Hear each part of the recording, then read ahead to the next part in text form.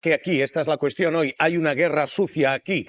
El Partido Popular está respondiendo y está viendo bofetadas políticas hoy con esta declaración, porque Feijóo está diciendo que no le conozcas como si yo digo que no conozco a Tellado. Óscar Puente le está diciendo, no, a Peinado. Y sobre todo al narco dorado. Hay una clave penal que a usted no se le escapa. Si su cliente sale a la prensa a decir, yo sé que la mujer del presidente me dio, yo sé que hubo otra gente que cometió delitos, si él dice saber eso, eso puede ser material para un pacto con Fiscalía. ¿Va a haber un pacto con Fiscalía? ¿Tiene documentos, pruebas, tiene algo para pactar con la Fiscalía o esto es un farol?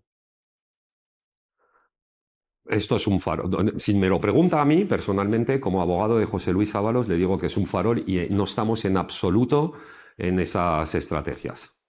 Luego, él también, pues hay que entender también que está bastante dolido, que es ahora pues se siente como el apestado nacional, que todo el mundo le ha dejado de lado y que a lo mejor pues puede tomar una decisión de dar una entrevista o tener una reacción en un momento pues malo para él, que a lo mejor no es la mejor decisión estratégicamente. Vamos a ver. De todos modos, no hay que tener una visión algebraica de un proceso penal. Todo puede cambiar. Todos los días llega una noticia nueva, puede llegar un nuevo informe de la UCO, puede haber un nuevo imputado, puede haber uno que se derrumbe. Entonces, todo esto, la mayor facultad de un abogado es la de adaptarse, ¿de acuerdo? Entonces, pueden pasar 1000 cosas de aquí al juicio. Algunas que nosotros estaremos dispuestas a hacer y otras que no.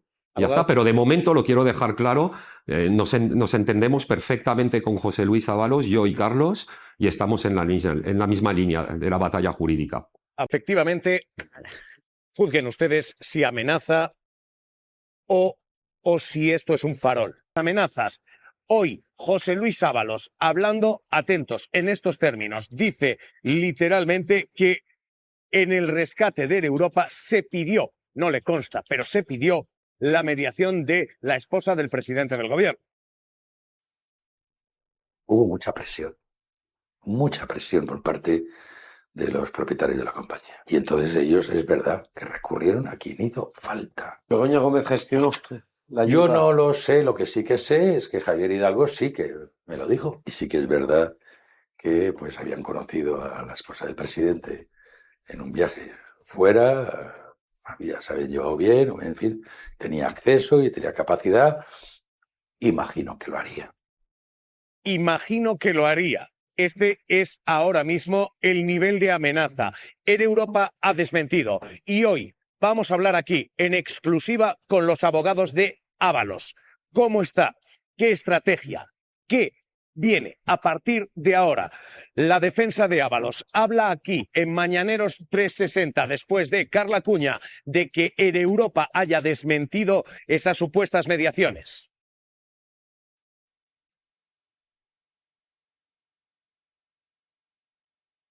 Mujer del presidente del gobierno no intercedió en el rescate de 2020, que en ningún momento se comentó, se valoró ni se realizó ningún pago a la mujer del presidente del gobierno por esta actividad y por ninguna otra. Y como decías, en breves momentos vamos a tener a los abogados de José Luis Ábalos hablando de este asunto y de muchos más. El presidente del gobierno hoy marca líneas rojas con la corrupción. Tómala. Una pregunta más. ¿Ha pensado Ábalos en fugarse? ¿Ha hablado Ábalos con Koldo de fugarse a Colombia, de fugarse a Latinoamérica? Hoy se publica esta información. ¿Ha pensado su cliente, le consta a usted, en planes de fuga?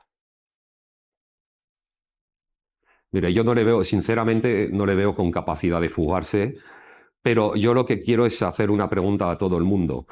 Como saben ustedes, mañana probablemente o máximo el jueves vamos a presentar recurso de apelación contra su auto de prisión. Y qué casualidad, que no es casualidad, y lo repito, qué casualidad, que no es casualidad, que salga esa información en uno de los mayores diarios, una información que afecta y que habla de uno de los puntos claves por el cual ha sido mandado a prisión, que es el riesgo de fuga. Ahí lo dejo. ¿Usted cree que hay intención? Totalmente. Es que no es casualidad. Dicho esto, también le voy a dar una pequeña exclusiva. Nosotros, como pues eso, nos gusta nuestro trabajo. Cuando uno recurre un auto de prisión, lo puede hacer simplemente por escrito y esperar la deliberación y el fallo, pero hay una posibilidad excepcional que es de pedir una vista oral.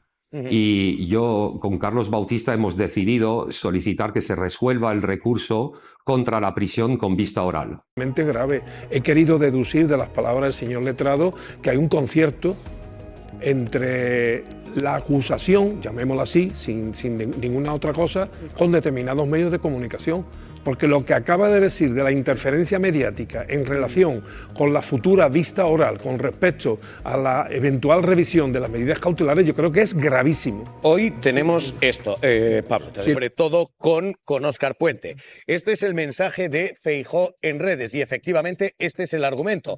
Decir que no conoce a Ábalos o a Cerdán es como si yo digo que no sé quién es Tellado.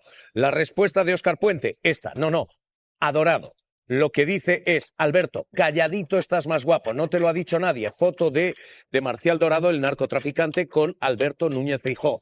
Hoy, de nuevo, tenemos un chantaje, tenemos guerra sucia, tenemos hoy esto. Carmenchu, vamos a ver.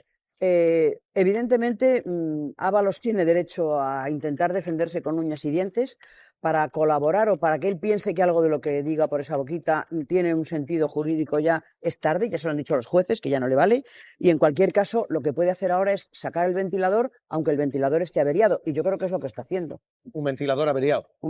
Hombre, sí, evidentemente, porque primero, no están demostradas las cosas de las que acusa, y segundo, se lo están negando desde el gobierno, como no podía ser de otra manera. Por Marta, Sánchez habla de guerra sucia judicial, hoy habla de orientación política, no pronuncia la palabra lawfare, pero lo que tenemos hoy es esta denuncia y esta respuesta a lo que el presidente del gobierno califica como chantaje de Ábalos. Los independentistas a menudo en los últimos años han hablado de lawfare, de ser víctimas del abuso de ley para perseguir rivales políticos. ¿Se siente usted también víctima del lawfare?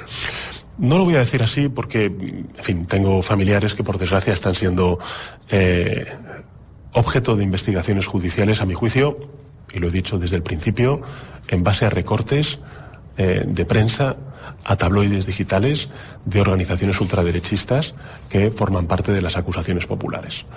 Pero sí diré que hay, con todos los respetos a los tribunales, algunas sentencias que yo no comparto. Por ejemplo, la sentencia que todavía no hemos conocido el fallo del Tribunal Supremo al ex fiscal general del Estado. ¿Y eso es lawfare? Mire, yo dejo al análisis de los tertulianos y de los oyentes lo que pueda ser.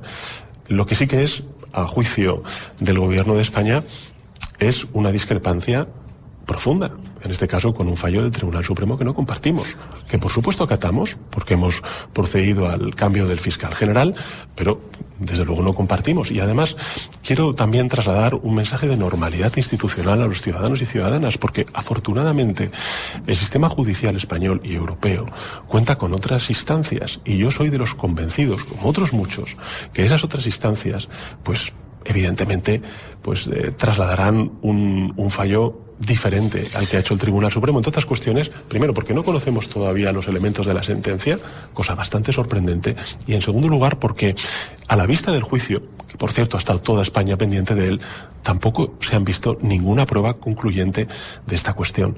Y hombre, ya desde el punto de vista político a mí me parece ya un escándalo esta obscena celebración de aquellos y aquellas que se consideran impunes.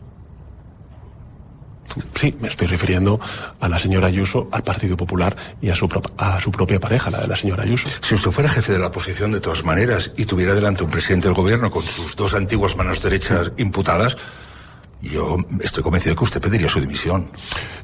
Pero yo he pedido perdón, he asumido mi responsabilidad y además, mire, fíjese, habrá gente que no le guste lo que hago, que no le guste lo que digo, que considere que estos 7 años no han sido buenos 7 años para España. Pero lo que sí que saben es que no ha habido ni un ápice de connivencia, sino todo lo contrario, contundencia contra la corrupción. Y, por tanto, pues a partir de ahí, ni lecciones de partidos políticos que sí que tienen 30 causas abiertas, por casos de corrupción extraordinariamente graves, ni por supuesto vamos a aceptar ninguna amenaza, ningún chantaje, ni de personas ni de organizaciones. Usted fue muy rotundo cuando, porque el exministro Ábalos ha empezado a disparar contra usted. Primero confirmó una supuesta reunión entre Arnaldo Otegi y usted en el País Vasco. Pero fíjese qué curioso, que habiendo dicho nosotros que no,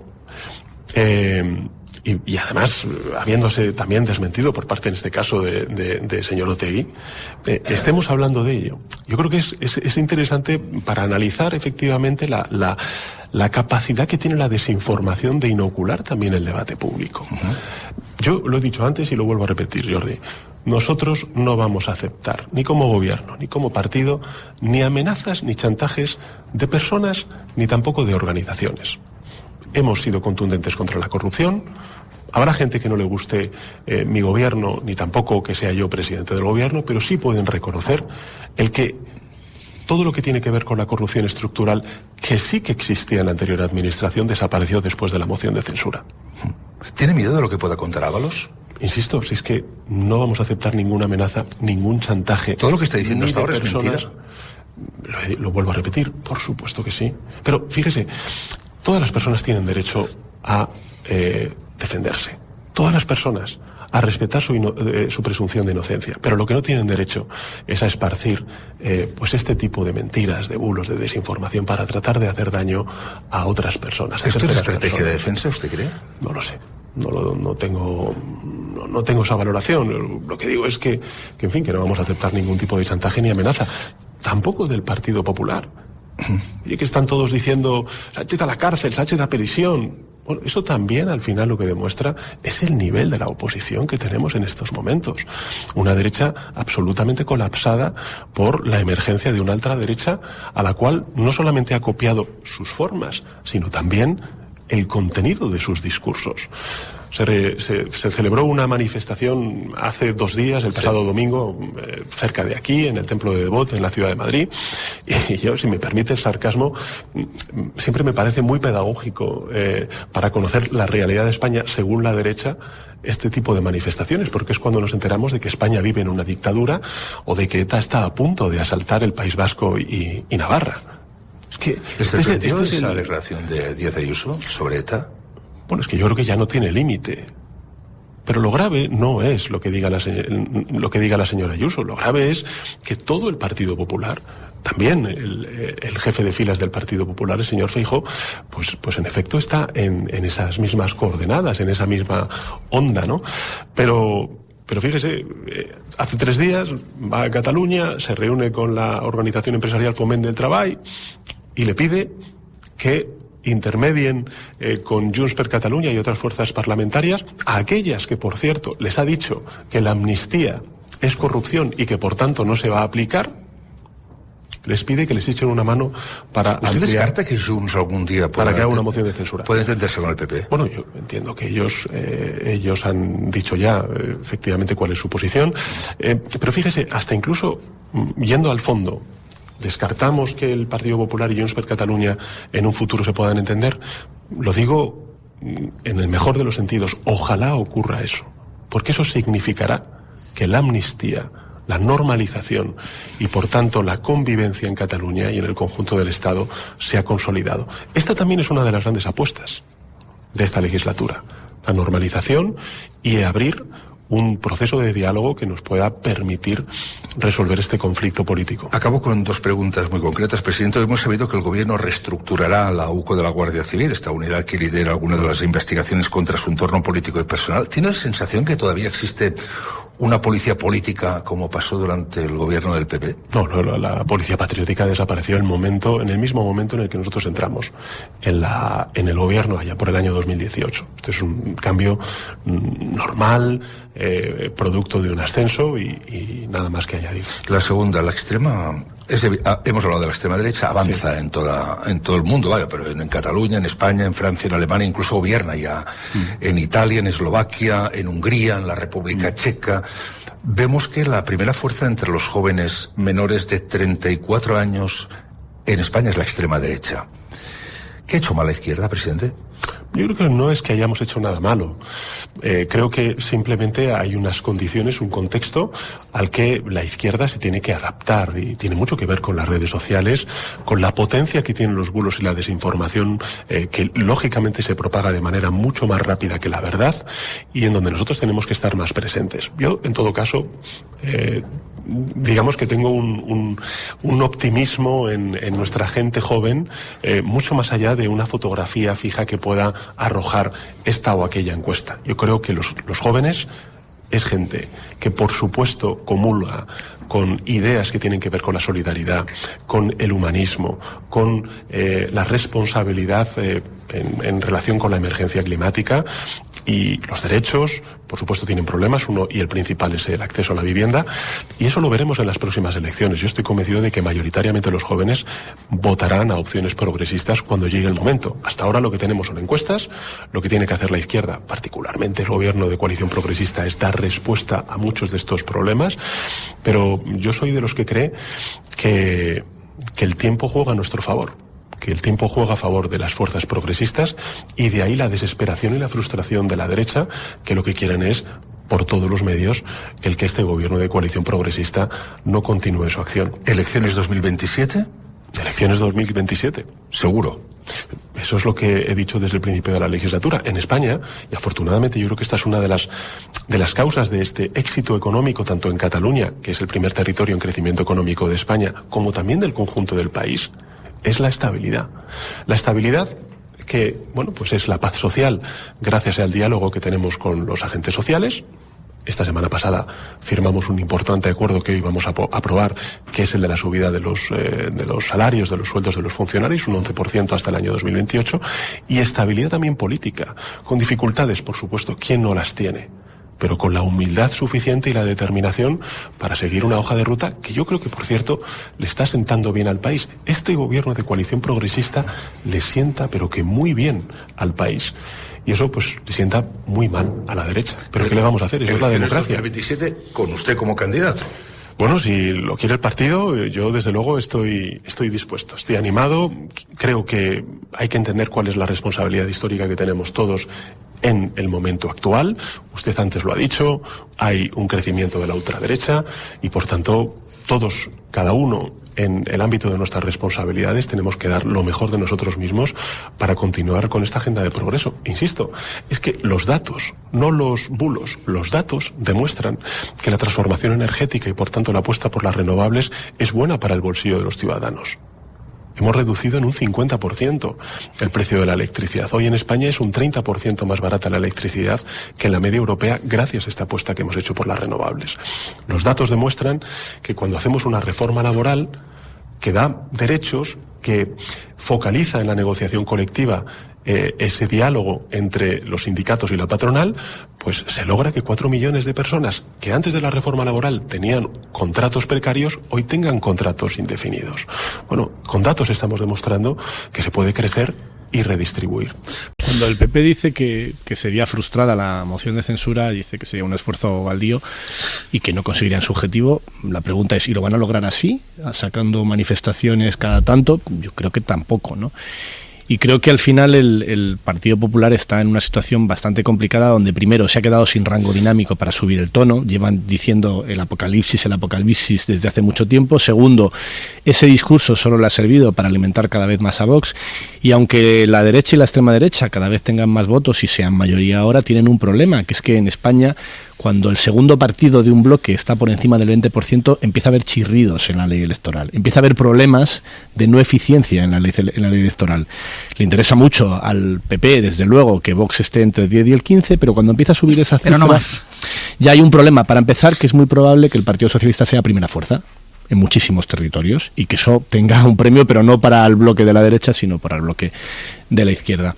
Y luego hay otro problema, que es que esto que están haciendo, y me llamó mucho la atención, por ejemplo, cuando Isabel Díaz Ayuso condenaba la violencia en la Puerta de Ferraz, está alimentando la violencia en la Puerta de Ferraz y en muchos más sitios, en muchísimos más sitios. Si tú te dedicas a decir todo el día, desde el primer momento, que el gobierno es ilegítimo, o peor aún, que es una dictadura, que es un régimen, que estamos ante una amenaza a la democracia, pues evidentemente, aunque tú no justifiques la violencia, estás alentando la violencia. Porque ¿cuál es la manera de protestar contra un gobierno autoritario? ¿Hay alguna, acaso? ¿Sirve para algo?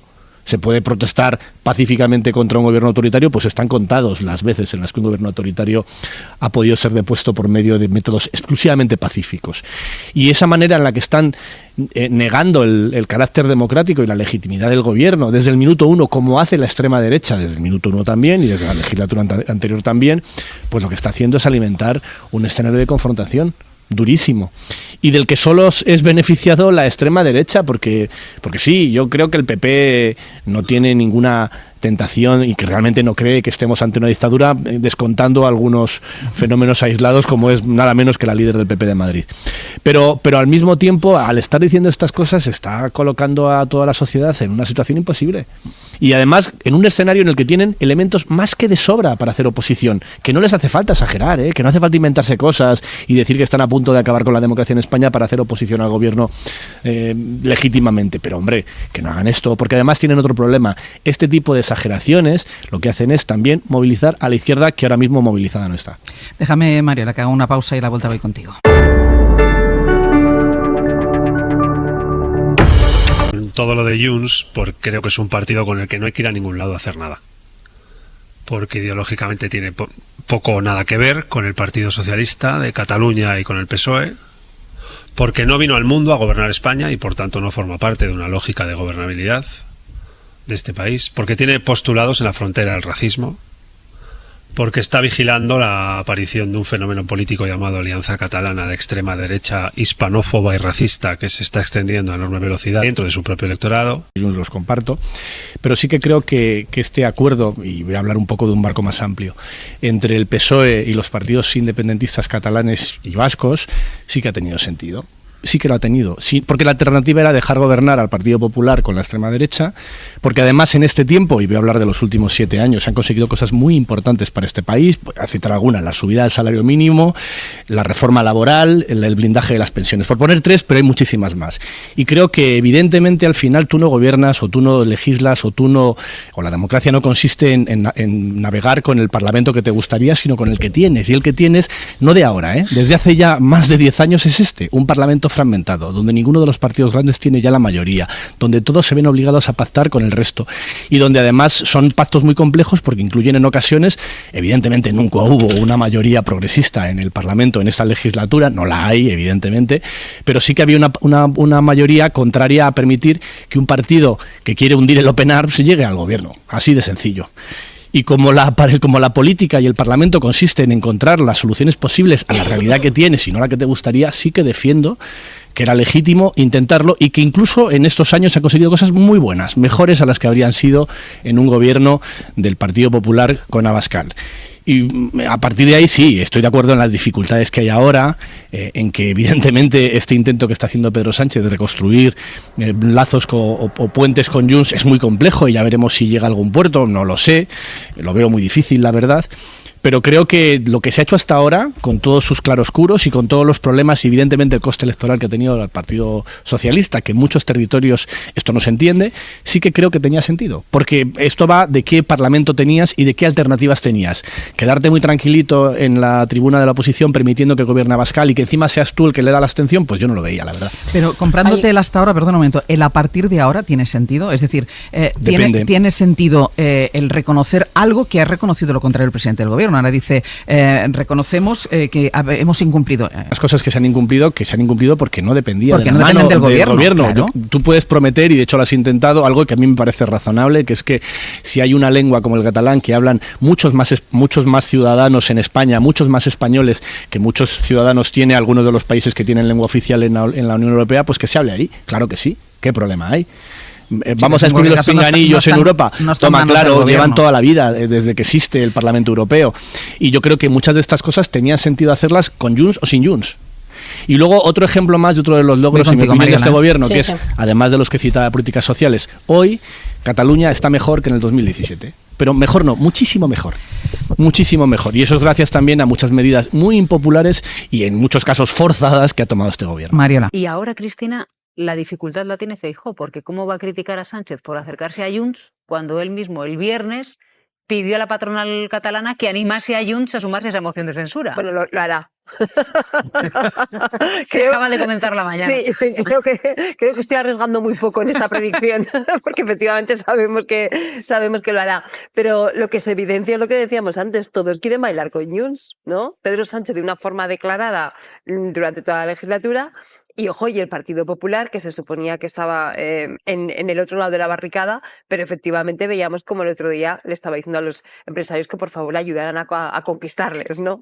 Por lo tanto, la legislatura pues sigue dando vueltas alrededor del conflicto catalán y alrededor de lo que supone en estos momentos todas esas alianzas políticas con Junts. Y yo sigo insistiendo, y con Esquerra, porque si en estos momentos se restablecen las relaciones con Junts, pero Esquerra se siente dolido y tiene un ataque de celos, por hablar así coloquialmente, pues efectivamente puede tener un problema también, con lo cual tiene que compensar. Por eso, en los anuncios que hace el presidente, habla de Junts, pero de vez en cuando dice, y Esquerra, ¿no? Pues sí que hemos visto hoy al presidente del gobierno admitir que ha habido un caso de corrupción en su gobierno, pero yo creo que las líneas se mantienen fijas y el presidente apuesta todo a que esto no salte más allá, que no salpique a nadie más, por supuesto, de su gobierno, que no salpique a la financiación irregular, y en ese sentido se ha mantenido en la entrevista con Gemma Nierga, insistiendo en que no hay nada más, que él no va a ser imputado, que su partido no ha tenido financiación irregular, y esto sí que lo ha dicho muy, muy claramente, y en ese sentido quieren cerrar, echar el candado a este caso de corrupción. Sí que hay que darle la razón en la reacción del Partido Socialista ha sido rápida cuando se ha conocido, lo que pasa es que sí han fallado los sistemas de detección previos antes de las denuncias o de la justicia, y en ese sentido el presidente y el gobierno sí tienen cierta responsabilidad en el sentido de que no lo supieron ver o no lo supieron atajar, ¿no? Hasta que saltó a la luz. Pero es cierto que una vez saltó a la luz, pues el modo de operación del presidente y del partido ha sido diferente, por ejemplo, al caso Correa, en el que años después nos enteramos de que Luis Bárcenas, por ejemplo, seguía cobrando del partido en aquella frase ya mítica del despido en diferido, ¿no? Que tenía coche, que tenía oficina en Génova. En ese sentido, el presidente sí que creo que acierta cuando distingue la manera de tratarlo, pero evidentemente es un caso importante de corrupción en el gobierno, y hoy por primera vez Pedro Sánchez admite que ha habido un caso de corrupción dentro de su gobierno. ¿Qué te ha parecido, Raquel, cuando ante la pregunta de Gemma de ¿creen usted que quiere acabar con ustedes por la vía judicial? Le ha dicho él, es una pregunta retórica, ¿no? Bueno, desde luego el presidente personalmente y también el partido pues tienen muchas querellas, muchas de ellas puestas por la ultraderecha, pero sí que tiene un caso de corrupción, que el caso Ábalos es muy evidente. Hemos escuchado grabaciones, hay autos judiciales demoledores, y también sus socios de gobierno distinguen entre este caso y los demás. En los demás pues habrá que ir viendo el recorrido, ¿no? El del fiscal general, por supuesto, ha sido una condena válida judicialmente, pero todos hemos visto los indicios con los que han ido pasando, ¿no? Por el Tribunal Supremo, y sus propios socios lo consideran un caso diferente al de la corrupción. Yo sí que distinguiría el caso de corrupción de Ábalos, Santos y Koldo, que es bastante diferente. Hay un rastro del dinero, hay unos pagos, hay una instrucción con unas pruebas evidentes, y todo lo demás. Desde luego, Pedro Sánchez echa mano siempre de este ataque judicial. Yo creo que sí que hay algunos casos que se han abierto de manera espuria, o por lo menos con organizaciones detrás que tenían intereses espúreos y que son diferentes en su consistencia, en sus autos, en su instrucción. Son diferentes en cuanto a peso de carga de prueba, peso de evidencias objetivas, a otros muchos casos que se han abierto, pues seguramente con otros objetivos, pero bueno, que habrá que ver las instrucciones y los juicios en qué quedan. Pues jurídicamente son válidos, claro, igual que acaba de cualquier